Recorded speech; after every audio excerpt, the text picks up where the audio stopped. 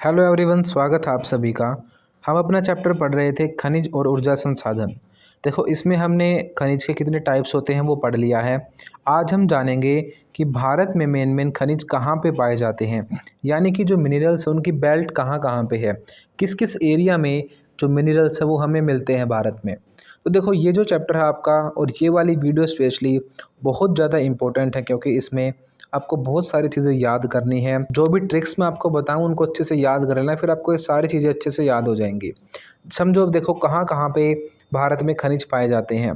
देखो, सबसे पहली साइड है हमारी उत्तर पूर्वी पठार। अब पठार क्या होता है? पठार और पहाड़, इन दोनों चीज़ों को समझो आप। पहाड़ क्या होता है कि ज़मीन ऊपर की तरफ उठी हुई होती है और मेनली ये ट्रायंगुलर सी शेप में होती है, तो उसे हम बोलते हैं पहाड़। और पठार ऐसी जगह होती है जब ज़मीन ऊपर उठी हुई हो पर वो ट्रायंगुलर शेप में नहीं होती, वो चौकोर या प्लेन शेप में होती है। ठीक है, जैसे अगर आप ज़मीन का सरफेस देखोगे, कहीं पे ज़मीन आपको नीचे मिलेगी, कहीं पर ऊपर उठी हुई मिलेगी, कहीं पे आपको ट्रायंगल शेप में बहुत ऊंची उठी हुई मिलेगी। तो जो ट्रायंगल शेप में ऊंची उठी हुई होती है उसे हम पहाड़ बोलते हैं, और जो नॉर्मल ऊपर उठी हुई होती है उसे हम पठार बोलते हैं। ठीक है, तो ज़मीन जो है वो कहीं से ऊंची होती है, कहीं से नीची होती है। तो भारत जो देश है उसमें भी आप देखते हो कि ज़मीन जो है वो ऊपर नीचे है। अगर एक जैसी ज़मीन होती तो ये नदियाँ आप देख रहे हो अलग अलग जगह पे क्यों बह रही हैं। अगर आप कहीं पे ज़मीन में पानी डालते हो तो पानी उस डायरेक्शन में फ़्लो करता है ना जहाँ पे ढाल हो। तो अब भारत में देखो, कुछ नदियाँ तो इस तरफ ईस्ट की तरफ फ़्लो करती हैं, कुछ नदियाँ वेस्ट की तरफ फ़्लो करती हैं। क्यों हो रही है वो चीज़ें? क्योंकि ढाल है अलग अलग जगह पे। देखो, पहाड़ है, हम सभी को पता है, हिमालय लगता है हमारे यहाँ पे भारत में। अब हिमालय वाला जो एरिया है वहाँ से ज़मीन ऊंची उठी हुई है पूरी, तो वहाँ से जो भी पानी आएगा वो नीचे की तरफ आएगा। अगर पहाड़ों की तरफ ऊंचाई है तो वो पानी सीधा जम्मू कश्मीर से नीचे साउथ में जाना चाहिए था, पर वो नदी ऐसे मुड़ क्यों गई? आप सिंपली अगर गंगा नदी का एग्जाम्पल लोगे तो वो हिमालय से निकली, उत्तराखंड से निकलती हुई वो हरिद्वार होती हुई सीधी क्यों नहीं आई? डायरेक्ट वो नीचे दक्षिण भारत में क्यों नहीं चली गई? वो कहाँ मुड़ गई? ईस्ट की तरफ मुड़ गई और जाकर कहाँ गिरती है? वेस्ट बंगाल में। तो ऐसा क्यों हुआ? क्योंकि पहाड़ की तरफ ऊंचाई थी, जब वो ज़मीन नीचे की तरफ आई तो यहाँ पे भी ऊंचाई थी। यहाँ पे आपको बेशक पहाड़ नहीं दिखे हों, पर यहाँ पे पठार था, तो यहाँ पे भी ज़मीन उठी हुई थी और फिर वो इस तरफ मुड़ गई। फिर थोड़ा सा मुड़ने के बाद उसे फिर नीचे की तरफ जाना चाहिए था, वो फिर से नीचे नहीं गई, वो पूरी बंगाल तक बिल्कुल राइट साइड में बहती चली गई। क्यों? क्योंकि ज़मीन जो है वो इस तरफ से भी उठी हुई थी, तो यहाँ पे भी पठार था। तो पठार का मतलब है जहाँ पे भी ज़मीन उठी हुई होती है, पहाड़ की तरह ट्रायंगुलर शेप में नहीं होती। अब समझे आप क्या है माउंटेन और क्या है प्लेटू? तो माउंटेन का मतलब है पहाड़, ठीक है, जो कि ऊंचे उठे हुए होते हैं। इसी टाइप में जो ज़मीन ऊंची उठी हुई होती है पर वो पहाड़ों जैसी नहीं होती, प्लेन सरफेस होता है, पठार बोलते हैं हम। अधिकतर जो भी हमारे मिनरल्स है ना, या तो पहाड़ चट्टानों से मिलते हैं या पठारों से मिलते हैं। ये पठार का मतलब क्या है? ज़मीन के अंदर से निकली हुई चीज़ है वो पठार में।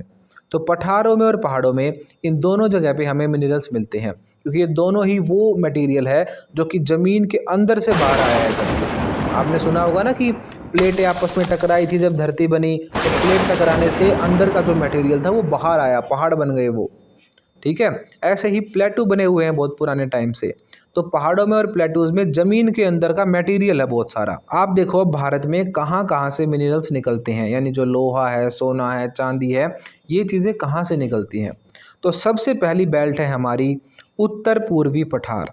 उत्तर मतलब नॉर्थ, पूर्वी मतलब ईस्ट, पठार मतलब प्लेटू, तो नॉर्थ ईस्ट प्लेटू। तो ये वाला जो एरिया है, छोटा नागपुर पठार बोलते हैं इसे। ठीक है, फिर झारखंड, उड़ीसा, वेस्ट बंगाल और छत्तीसगढ़, ये वाला जो हिस्सा है यहाँ पे बहुत बड़ी बड़ी लोहे की खानें हैं, यानी कि यहाँ ज़मीन से लोहा निकलता है। यहाँ पे मैग्नीज भी निकलता है, बॉक्साइट भी निकलता है और कोयला भी निकलता है। देखो, आपने अगर हिस्ट्री पढ़ी हो तो भी आपको पता होगा, महाजनपद टाइम पे उन महाजनपदों में से मगध जो है वो सबसे पावरफुल थी। क्यों थी वो सबसे पावरफुल? क्योंकि उसके पास यही बेल्ट थी। ठीक है, उत्तर पूर्वी पठार वाली बेल्ट में वो पड़ती थी और यहीं से वो लोहा वगैरह लेते थे, तो उनके पास आयरन था। ठीक है, तो यानी कि पुराने टाइम से भी लोहा यहीं से मिलता था। धरती तो करोड़ों सालों पहले बनी थी, तभी से ये ज़मीन बनी हुई है। तो उस ज़मीन से जो मटेरियल निकला था, वो पहला एरिया भारत में कौन सा पड़ता है? उत्तर पूर्वी पठार। राज्य आप याद रखना कि कौन कौन से स्टेट्स हैं। छोटा नागपुर पठार है पूरा, झारखंड है, उड़ीसा है, वेस्ट बंगाल है और छत्तीसगढ़ है। ये वो स्टेट्स हैं जहाँ से हमें खनिज हमारे देश में मिलते हैं। पहला पठार आप लोगों को पता चल गया कहाँ पे है, बिहार वाली साइड में है। दूसरा पठार देखो हमारा साउथ वाली साइड में है, उसे बोलते हैं दक्षिण पश्चिमी पठार, साउथ वेस्ट प्लेटू। अब साउथ के वेस्ट में कौन सा एरिया, कर्नाटक वाला एरिया, गोवा, कर्नाटक, केरला और कुछ हिस्सा तमिलनाडु का इस पठार में आता है। तो यहाँ से भी हमें बहुत सारे खनिज मिलते हैं। इसमें लोहा मेन है, मैग्नीज़ है, लाइमस्टोन है और सबसे मेन आपने केजीएफ मूवी देखी होगी, यानी कि सोना भी यहाँ से निकलता है। तो केजीएफ कहाँ पे थी, कर्नाटक में एक जगह थी कोलार। तो अब तक भी वहाँ से सोना निकलता था और पुराने टाइम पे भी वहाँ से सोना निकलता था। तो जो हमारा दक्षिण पश्चिम का पठार है वो बहुत फेमस है लोहे के लिए, मैंगनीज़ के लिए और सोने के लिए भी। ठीक है, आजकल वहाँ से निकलना बंद हो गया है, पर पहले के टाइम पे वहाँ पे बहुत सोना हुआ करता था। तो दो तो हमने पठार पढ़े, कहाँ कहाँ पे भाई, एक तो ये बिहार वाली साइड में और दूसरा कर्नाटक वाली साइड में। ठीक है, दो पठार हैं, यानी कि यहाँ पे ज़मीन ऊंची उठी हुई है। और ज़मीन अगर ऊंची उठी हुई है तो ज़मीन के अंदर से ही निकल के आई थी, धरती के अंदर से ही मटेरियल निकला हुआ है वो, तो उस मटेरियल में हमें खनिज मिलते हैं बहुत सारे। पठार कैसे बने, पहाड़ कैसे बने, सारी चीज़ें हमने 11वीं क्लास में पढ़ी थी। ठीक है, हमें आज ये नहीं पढ़ना कि ये कैसे बने, हमें बस ये पढ़ना है कि किस एरिया में कौन से मिनरल्स मिलते हैं। तो आपको दो एरिया पता चल गए भाई, दो पठार हैं भारत में मेन जहाँ से कि मिनरल्स मिलते हैं। अब देखो पहाड़ हैं दो, अब सभी को पता है सबसे मेन पहाड़ तो हैं हमारे हिमालयाज़। अब हिमालयाज़ से भी हमें बहुत सारे खनिज मिलते हैं। हिमालय कहाँ पर हैं, पूरे जम्मू कश्मीर से लेकर नॉर्थ ईस्ट तक जाते हैं, यानी कि भारत के उत्तरी कोने से लेकर भारत के पूर्वी कोने तक हिमालयाज़ ही फैले हुए हैं पूरे भारत में। ठीक है, तो यहाँ से हमें बहुत सारे खनिज मिलते हैं। तो तीसरी बेल्ट हो गई हमारी हिमालयन बेल्ट। हिमालय से हमें मेनली तांबा, जस्ता, शीशा, कोबाल्ट और बहुत सारे जो है रत्न मिलते हैं। रत्न मतलब कि स्टोन्स वगैरह, ठीक है, ये चीज़ें मिलती हैं रंग बिरंगे, आपने देखा होगा। तो इतने सारे स्टोन्स वगैरह हमें हिमालय से मिलते हैं। ठीक है, आप देखते भी होंगे नदियों में भी बहुत बार जो है रंगीन पत्थर, बहुत सुंदर सुंदर पुखराज वगैरह, बहुत सारी चीज़ें हमें हिमालयन बेल्ट में देखने को मिलती हैं। अब एक और पहाड़ है भारत में जहाँ से मेनली हम खनिज निकालते हैं, वो है राजस्थान। राजस्थान और गुजरात में अरावली पहाड़ हैं। तो अरावली की जो पहाड़ियाँ हैं वहाँ से भी बहुत सारे मिनरल्स हमें मिलते हैं। तो इसमें मेनली हमें तांबा मिलता है और जिंक मिलता है और पत्थर हैं बहुत सारे, आपने खूब नाम सुने होंगे राजस्थान के पत्थरों के। ठीक है, जिससे हमारा सबसे सुंदर ताजमहल बना हुआ है संगमरमर, वो भी राजस्थान से निकला हुआ, यानी कि अरावली पहाड़ियों से निकला हुआ है। दूसरा है बलुआ पत्थर, जैसे कि हमारा जो रेड फोर्ट बना हुआ है वो भी लाल बलुआ पत्थर से बना हुआ है। उसके अलावा ग्रेनाइट आपके घरों में भी यूज़ होता होगा, तो ग्रेनाइट का पत्थर भी राजस्थान से आता है। उसके अलावा नमक जैसी चीज़ भी हमें राजस्थान में मिलती है। इसके अलावा डोलोमाइट और लाइमस्टोन, लाइमस्टोन को हिंदी में बोलते हैं चूना पत्थर, तो डोलोमाइट और चूना पत्थर की खानें भी राजस्थान में हमें देखने को मिलती है इन पहाड़ियों में। तो इसी से सीमेंट बनती है। तो राजस्थान की अरावली पहाड़ियाँ भी बहुत इंपॉर्टेंट हैं। इनमें मेनली तांबा और जिंक तो मेन मेटल हैं। उसके अलावा जो पत्थर हैं वो कौन कौन से हैं, बलुआ पत्थर है, ग्रेनाइट है, संगमरमर है, ठीक है, डोलोमाइट है, लाइमस्टोन है और उसके साथ साथ हमें नमक भी यहाँ पे बहुत बड़ी मात्रा में मिलता है। तो ये सारे खनिज हमें यहाँ से प्राप्त होते हैं। ये थे मेन 4 एरिया जहाँ से भारत को उसके मिनरल्स मिलते हैं। अब हम एक एक करके सारे मिनरल्स को पढ़ेंगे कि लोहा जो है वो कहाँ से मिलता है, कोयला कहाँ से मिलता है। तो अब जितने भी आएंगे उनको आप अच्छे से याद रखना। थोड़ा सा आपको मुश्किल लग सकता है ये चैप्टर, मैंने इसको इजी बनाने की पूरी कोशिश की है। आपको मैं बहुत सारी ट्रिक्स बताऊंगा, उन ट्रिक्स को आप याद कर लेना, आपको सारी चीज़ें याद हो जाएंगी अच्छे से। देखो, सबसे पहले बात करते हैं लोहे की। लोहा भारत में 2 टाइप का मिलता है, एक तो हेमेटाइट और एक मैग्नेटाइट। ये दोनों ही बेस्ट टाइप हैं लोहे के, ठीक है, और पूरी दुनिया में इनकी बहुत डिमांड है। भारत जापान को भी बहुत बड़े लेवल पे ये लोहा जो है वो सप्लाई करता है, ठीक है, उनकी फैक्ट्रीज़ में, इंडस्ट्रीज़ में ये लोहा यूज़ होता है। अब इसकी खान कहाँ पे है लोहे की, मैंने आपको पहले भी बताया है।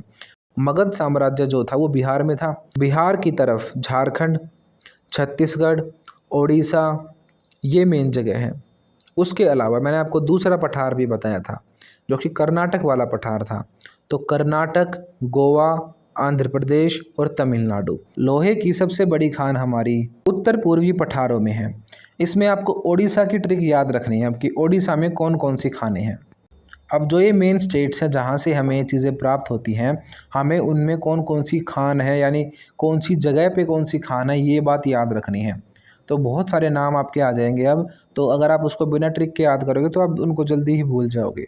तो आप ट्रिक सुनना, आप ध्यान से अच्छे से चीज़ों को याद करना। अगर आपने एक बार ये चीज़ें याद कर ली ना, तो ज़िंदगी भर आपको कभी भी दिक्कत नहीं आएगी ज्योग्राफी में, क्योंकि ये बहुत इंपॉर्टेंट चीज़ें हैं। गवर्नमेंट जॉब्स के एग्ज़ाम्स में, यूपीएससी तक में यही क्वेश्चन आपसे पूछे जाते हैं, और 12th में तो आपके पूछे ही जाएंगे पक्का। आप जब 12th के बाद अपना सीयूईटी का एग्ज़ाम दोगे, तब उन्हें जो भी मुश्किल क्वेश्चन बनाने होंगे तो वो यहीं से उठाएंगे, क्योंकि उन्हें पता है कि बच्चे अच्छे से नहीं पढ़ेंगे। पर आप इस चैनल पर आए हो तो आपको अच्छे से पढ़ना है, सारी चीज़ों को याद करना है। अब देख लो, पहला राज्य हम देखते हैं ओडिशा। ओडिशा में कौन कौन सी खानें हैं? 3 जगह मेन है ओडिशा में। एक तो है बादाम पहाड़, दूसरी है जिलिंग लांगलोटा खान, तीसरी है गुआली खान। अब इसको याद कैसे रखोगे आप? देखो, आप याद रखना, सैफ अली खान जो है ना, वो अपनी ओडी गाड़ी ले रखी है उसने, ओडी। तो सैफ अली खान ओडी में जो है क्या करता है, एक लोटा ले रखा है उसने, लंबा सा लोटा, और उस लोटे में वो बादाम रखता है हमेशा, और बादाम खाता रहता है। कौन? सैफ अली खान। किस गाड़ी में? ओडी गाड़ी में। क्या रखा हुआ उसने? लॉन्ग लोटा, यानी कि लंबा लोटा है, उसमें क्या भिगो के रख रखे हैं? बादाम। तो आपको ये लाइन याद रखनी है, सैफ अली खान लॉन्ग लोटे में बादाम रखकर ओडी चलाता है। क्या याद रखोगे? सैफ अली खान लॉन्ग लोटे में बादाम रखकर ओडी चलाता है। तो सैफ अली खान यानी कि गुआली खान, ये खान इससे आप याद रख लो। लॉन्ग लोटा यानी कि लॉन्ग लोटा खान। तीसरी है बादाम, यानी कि बादाम पहाड़। ओडी मतलब ओडिशा। तो अगर आप ऐसे लिंक बना लोगे तो आपको ये चीज़ें याद हो जाएंगी। देखो, जिसको ट्रिक अच्छी लगी वो ट्रिक से याद कर लो, जिसको ट्रिक अच्छी नहीं लगी वो अपना नॉर्मली इसको याद कर लो, या आप अपनी खुद की ट्रिक भी बना सकते हो। पर ये बहुत ही ईजी ट्रिक है, अगर आप इनको याद कर लोगे, मैंने स्पेशली आपके लिए बनाई है। एक ही लाइन में आपको बहुत सारी चीज़ें याद हो जाएंगी। ठीक है, तो देखो आपको क्या याद रखना है, बस दिमाग में ये ले आओ, सैफ अली खान लॉन्ग लोटे में बादाम रखकर ओडी चलाता है। तो गुआली खान एक खान हो गई, लॉन्ग लोटा दूसरी खान हो गई, बादाम पहाड़ तीसरी खान हो गई, ओडी चलाता है यानी कि ओडिशा की बात हो रही है। ठीक है, तो ऐसे आप याद रख लेना। अब देखो आप छत्तीसगढ़। छत्तीसगढ़ में बहुत ही सिंपल खान आपको याद हो जाएगी। देखो, मोटा आदमी हो गया कोई, अब मोटा हो गया तो उसकी कमर 36 की हो गई। अब 36 की अगर कमर होगी तो उसका बैली तो ढीला होना ही है, बैली मतलब पेट। तो 36 की कमर हुई तो क्या हो गया? बैली ढीला हो गया। तो आपको 2 वर्ड याद रखने इस ट्रिक से, बस 36 और बैली ढीला। अब 36 की कमर जिसकी होगी उसका बैली ढीला होगा ना, ये बस ट्रिक है।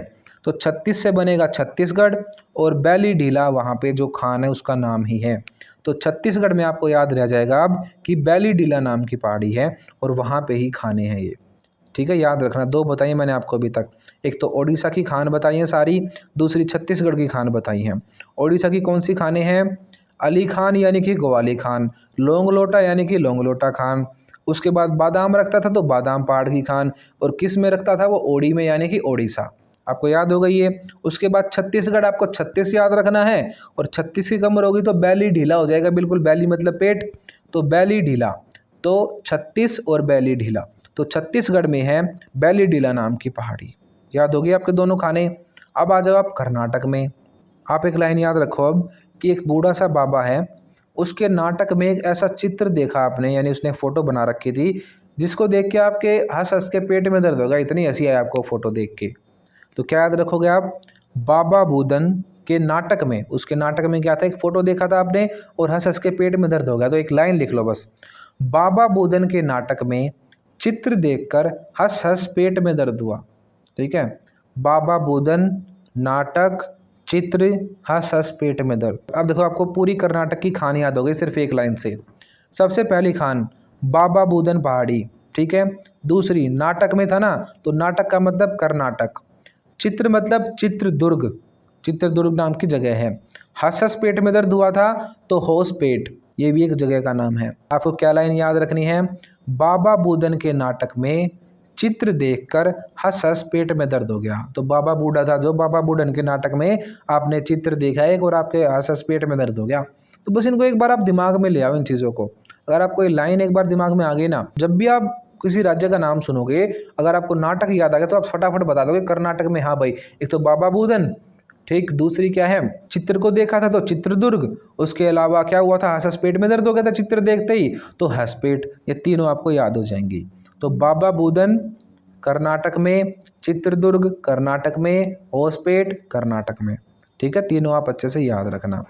अब देखो झारखंड में कौन कौन सी खाने हैं। झारखंड के लिए एक लाइन आप याद कर लो।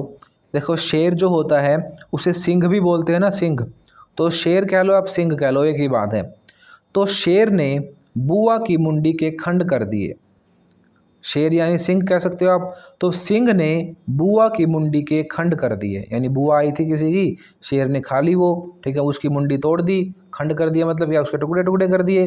तो इससे आप सिमिलर कुछ वर्ड आपको याद हो जाएंगे। देखो शेर मतलब सिंह, सिंह ने बुआ की मुंडी के खंड कर दिए, तो सिंह से बनेगा सिंह भूम, बुआ से बनेगा गुआ, मुंडी से बनेगा नोआ मुंडी, खंड मतलब झारखंड। बस आप लाइन एक बार याद कर लेना, फिर आप कभी भी नहीं भूलोगे। बहुत सारी चीज़ें अब तक हमने याद कर ली, अगर आप इनको लिख के देखोगे तो आपने कितने सारे नाम याद कर लिए, ठीक है, और आपको ये प्रॉपर पता है कि कौन से एरिया में है वो। तो आप इन लाइनों को बार बार बोलो, ठीक है, और बार बार इनकी प्रैक्टिस करो। देखो प्रैक्टिस तो आपको करनी पड़ेगी, बिना हार्डवर्क के आप ये चीज़ें याद नहीं कर सकते। एक बार आपने हार्डवर्क कर लिया तो आपको पूरी लाइफ में ज्योग्राफी ईजी लगने लगेगी, ठीक है, इनको अच्छे से आप पढ़ लेना। अब झारखंड की आपको याद हो गई, सिंह ने बुआ की मुंडी के खंड कर दिए, खंड से बनेगा झारखंड, मुंडी से बनेगा नोआ मुंडी, बुआ से बनेगा गुआ, और सिंह से बनेगा सिंह भूम। अब देख लो महाराष्ट्र राज्य में कौन कौन सी खाने हैं। महाराष्ट्र में आपको याद रखनी है एक लाइन कि एक चंद्र नाम का लड़का था और आप उसके भंडारे में गए, भंडारा होता है ना जहाँ पे पूरी वगैरह मिलती हैं, तो भंडारा हो रहा था, उसमें आप क्या पहन के गए, रतन पहन के गए, बहुत सारे रतन क्या होते हैं, हीरे जवाहरात होते हैं, और आपका जो वो था रतन आपने पहन रखे थे वो गिर गए वहाँ पे। तो आपको बस इतना याद रखना है। क्या लाइन याद रखनी है आपको, चंद्र के भंडारे में हमारा रतन गिरा, तो चंद्र से बनेगा चंद्रपुर, भंडारे से बनेगा भंडारा, और हमारा से हमारा, हमारा के बाद लगा दो राष्ट्र, तो हमारा राष्ट्र यानी कि महाराष्ट्र, ठीक, और रतन गिरा यानी कि रतनगिरी। तो एज इट इज़ नाम आपको, ऐसे भी नहीं है कि कुछ और नाम याद रखने हो, बस आप लाइन याद कर लेना। अगर आपको लाइन याद हो गई तो आपका नाम अपने आप दिमाग में आ जाएंगे। चंद्र से चंद्रपुर, भंडारे से भंडारा, हमारा से महाराष्ट्र यानी महाराष्ट्र, ठीक है, रतनगिरी से रतनगिरी ही है, ठीक है, बिल्कुल सिंपली आपको ये याद रखने हैं बस। तो महाराष्ट्र में 3 मेन खाने हुई, चंद्रपुर, भंडारा और रतनगिरी, ठीक है, नाम बहुत सारे हैं इसीलिए मैंने ट्रिक बनाई है। अगर 1-2 होते तो मैं आपको बिना ट्रिक ही याद करवाता, पर ये बहुत सारे नाम आपको याद रखने हैं, तो बिना ट्रिक के आप इतने सारे नाम याद नहीं रख पाओगे। तो अच्छे से पढ़ना, मैंने पूरी कोशिश करी आपको ईजिली मैं समझाऊँ सारी चीज़ों को। अगर आपको हमारी मेहनत अच्छी लग रही है तो आप वीडियोज़ को लाइक करो, चैनल को सब्सक्राइब भी करो। तो देखो अब आखिरी बचा हमारा तमिलनाडु। तमिलनाडु में 2 हैं, नीलगिरी और सेलम, इन दोनों को आप अच्छे से याद रखना। तो हमने कई सारी जो लोहे की खाने हैं वो याद कर ली हैं। दोबारा से एक बार रिवाइज कर लो। भारत में 2 टाइप का लोहा मिलता है, हेमेटाइट और मैग्नेटाइट। इसकी पूरी दुनिया में बहुत डिमांड है, बहुत अच्छे टाइप का लोहा है ये। अब जो खाने हैं वो मेनली हमारी 2 पठार में मिलती है, एक तो उत्तर पूर्वी पठार में और दूसरी हमारी दक्षिण पश्चिम पठार में, यानी कि साउथ वेस्ट पठार में, प्लेटू में। तो इसमें राज्य कौन कौन से हैं मेन टोटली, ओडिशा है, छत्तीसगढ़ है, झारखंड है, कर्नाटक है, गोवा है, आंध्र प्रदेश है और तमिलनाडु है। हमने सबसे पहले ओडिशा की ट्रिक याद की थी कि सैफ अली खान ने लौंग लोटे में बादाम रखकर ओडी चलाई, है ना। तो अली खान, गुआली खान, लौंग लोटा, बादाम बादाम पहाड़, ओडी ओडिशा। छत्तीसगढ़ में हमने क्या ट्रिक याद रखी थी कि 36 की कमर होगी तो बैली ढीला हो जाएगा बिल्कुल, तो छत्तीसगढ़ में खान है बैली ढीला। कर्नाटक में एक बाबा बूडन था जिसके नाटक में आप चित्र देख देख कर हंस हंस के पेट में दर्द हो गया था, तो बाबा बूदन के नाटक में चित्र देखकर हंस हंस पेट में दर्द, तो बाबा बूदन वहाँ पे खान है, नाटक मतलब कर्नाटक, चित्र मतलब चित्रदुर्ग, हंस हंस पेट यानी कि होसपेट, ठीक है। अगली लाइन थी, सिंह ने बुआ की मुंडी के खंड कर दिए। अब सिंह से सिंहभूम, बुआ से गुआ, मुंडी से नोआ मुंडी, खंड मतलब झारखंड, तो झारखंड में 3 खाने हैं। उसके बाद महाराष्ट्र, क्या हुआ था, चंद्र नाम के लड़के के भंडारे में गए थे आप, आपका रतन गिर गया था वहाँ पे, तो चंद्र से चंद्रपुर, भंडारे से भंडारा, महारा से है महाराष्ट्र और रत्नगिरी से रत्नगिरी। ठीक है, तो ये आपको याद रखने हैं। तमिलनाडु में नीलगिरी और सेलम है। तो ये सारे आयरन ओर हैं, यानी कि यहाँ पे लोहा निकलता है इन जगहों पे देश में। अच्छे से इनको याद कर लेना। इस वाली वीडियो में हम सिर्फ यही तक आयरन के बारे में पढ़ेंगे। जो हमारी नेक्स्ट वीडियो आएगी उसमें जो बाकी के मिनरल्स बचे हैं उनको हम देखेंगे। तो अगर आपको वीडियो अच्छी लगी है तो वीडियो को लाइक कर दो, चैनल को सब्सक्राइब कर लो और सब्सक्राइब करने के साथ ही बेल आइकॉन ज़रूर प्रेस करना, क्योंकि इसी से आपके पास नोटिफिकेशंस आएंगे। अगर आपको ज्योग्राफी के हैंड रिटन नोट्स पीडीएफ चाहिए तो हमें इस नंबर पर व्हाट्सएप करें। आपको सिंपली इस पर 12th ज्योग्राफी नोट्स लिख के मैसेज सेंड करना है। आपको नोट्स बहुत ही नॉमिनल प्राइजेस पर मिल जाएंगे। अगर आप अदर सब्जेक्ट्स के भी चाहते हैं तो आपको 12th लिख के आगे वो सब्जेक्ट मेंशन करना है। जैसे आपको हिस्ट्री की चाहिए तो 12th हिस्ट्री नोट्स, पॉलिटिकल की चाहिए तो 12 पॉलिटिकल नोट्स लिख के मैसेज सेंड करना है। And other details you will get on WhatsApp. Thank you.